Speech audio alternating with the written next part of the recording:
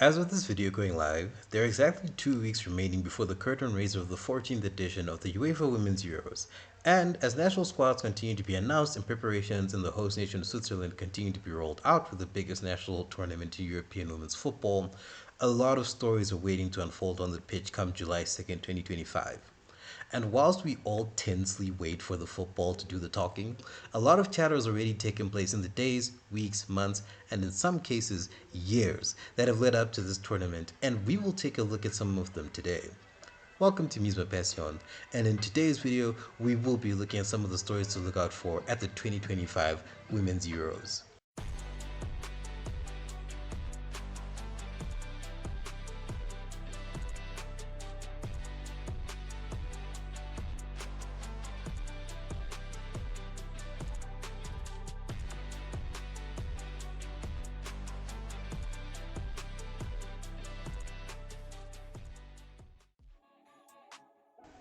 And just a disclaimer for this video, this is basically going to be a compilation of stories that I personally found to be interesting and worthwhile to talk about, and I'm sure that you, the viewer, will definitely have one or two or more stories to share. And if that's the case, then please do feel free to drop them in the comments below so that we can all be informed and intrigued in equal measure. And with that being said, let's start with a bit of a downer, unfortunately, as this concerns the safety and security of the people who will be going to the Euros and in the surrounding areas, of course.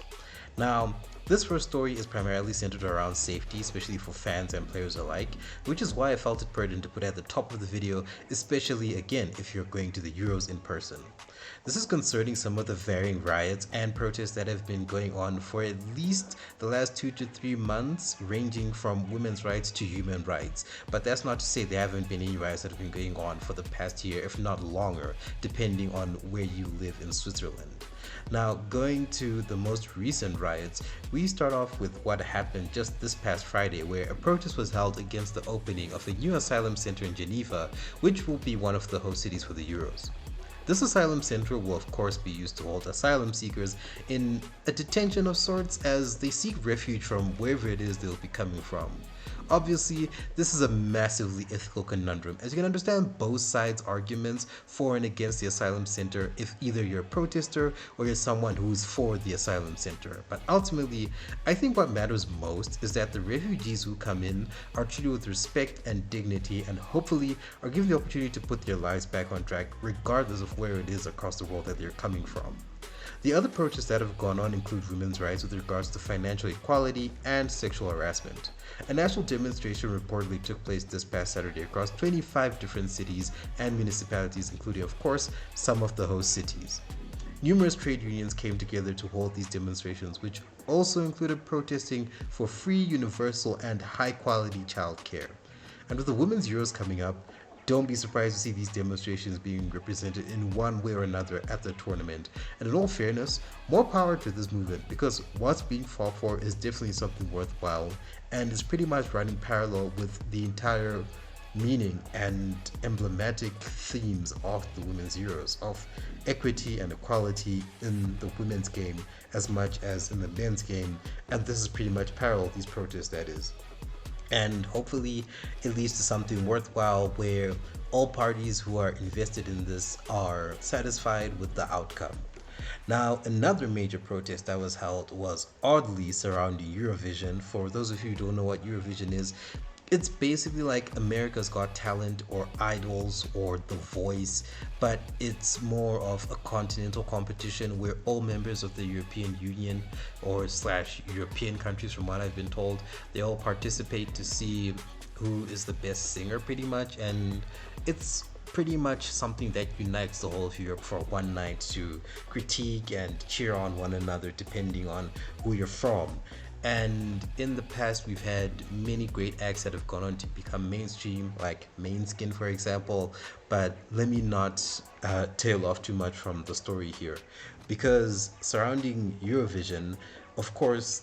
in a member of the Eurovision / European Union is Israel, and their involvement in the singing competition obviously these days,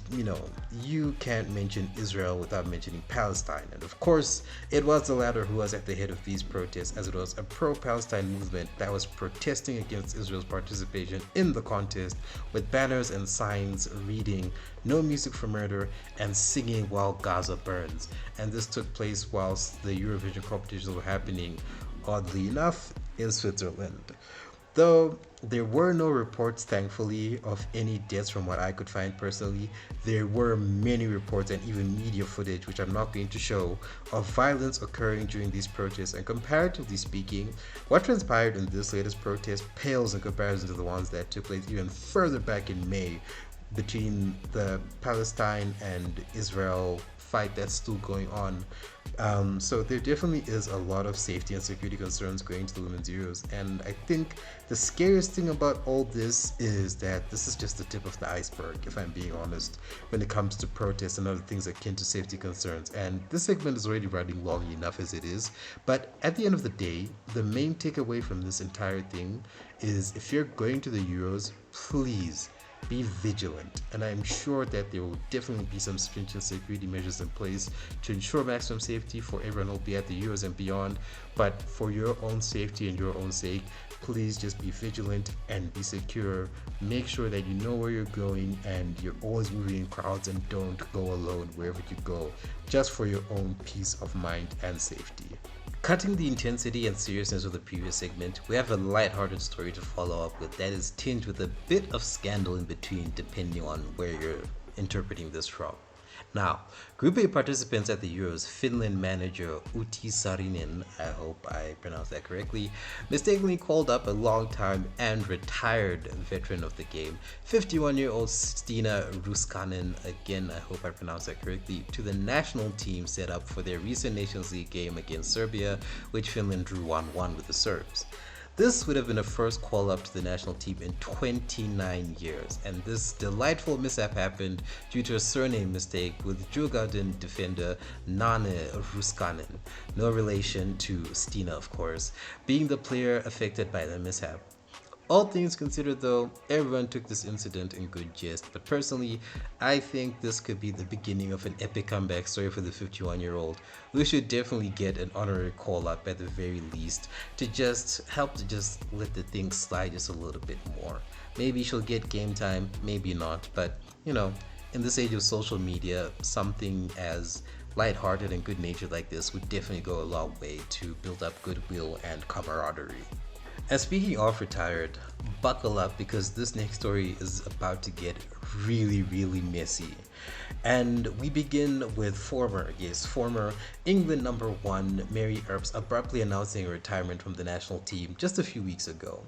This announcement came at a time when it was just very sudden and abrupt, and everyone, and I mean everyone, was taken aback, and as is commonplace, a lot of theories began to be spun as to why she would bow out so close to a major tournament, especially one where her own country, England, are the defending champions. Whether it was going to be ranging from her not wanting to play second fiddle to Hannah Hampton, or whether she had fallen out with England boss Sarina Wiegman. The latter was said to have been saddened and disappointed by the goalie's decision, and the same sentiments pretty much echoed throughout the squad and the national team's fan base. I do also think that it was very sudden and abrupt for Earps to pull out the rug from underneath everyone like she did, especially with the Euros on the horizon, but really only she will know why she had to do what she did at such a time. And as if her sudden exit was bad enough, England was hit by yet another retirement, but this time from 11-year national team veteran Fran Kirby. Now, this came 1 hour after England's 2-1 loss to Spain in the Nations League. Kirby's bow from the national team was far less tenuous, all things considered, in comparison to Earps, especially when you consider the fact that the former is firmly in the twilight of her career and wasn't even in the running for selection. Her retirement will definitely be one that's not held in any controversial regard, but her veteran experience will definitely be missed in the dressing room alongside Earps. And also Millie Bright, who, though not retiring, has withdrawn herself from US selection, with the Lioness stalwart citing physical and mental fatigue as the reason for her pulling out of selection contention. Publicized personal drama aside, and Bright's decision to skip the Euros to prioritize rest is honestly valid, but also draws to attention the age-old issue of player welfare and rest amongst the slew of domestic and national games that players are being subjected to on both the men's and women's side. The ACL epidemic in women's football is still rampant in the game, and there will be a lot of tired legs at the Euros, and the Copa Femenina as well, which will definitely see some injuries occurring, and the fact that someone high profile like Bright is having to withdraw herself in order to rest up should encourage some more discourse at the highest official levels regarding the well-being of players, because the current state of football is anything but sustainable, and the athletes definitely need better protection as a result. Numerous solutions are available that aren't named reduced fixtures, from regular water breaks to spaced out calendars and cutting out of ineffective fixtures like glorified national team friendlies. All of these can prove to be effective methods of improving player welfare in the beautiful game, and hopefully it doesn't take more player injuries or withdrawals for the conversations to be had. The time is now. And staying with things that are going to be happening on the pitch, so far this year is definitely looking to become one where a lot of new eras are being forged, as we've already seen that England are going to be without at least 3 of their long-serving veterans. And it's not only the holders that will be going through this transition period, but other nations as well, with the likes of France excluding Wendy Renard and Eugenie Le Sommer from their Euro squads, and Germany omitting key players in Felicitas Rauch and Nicola Nyomi from their squads for disciplinary reasons, whilst also going into their tournament for the first time that does not feature Alexandra Popp, and this is going to be the first tournament without her in 15 years. So there's going to be a lot of transition going on, especially when you look at the chopping and changing from a wholesale perspective going on with regards to the Euros, as the old guard begins to step aside to make way for the new generations that'll take up the mantle of their respective national teams. And it's quite interesting to see if the fresh faces will provide any immediate benefit or detriment to the aspirations of their respective nations. I will talk more about this and the narratives following the teams in another video I have lined up that'll go in depth on all the teams participating at the Euros, so please stay tuned for that. Zooming out now to look at the tournament as a whole, and this edition of the Euros is said to be the biggest one yet, far surpassing the 2022 edition held in England, with everything from tickets on sale to prize money allocation getting a rocket strapped and shot up into the stratosphere and beyond.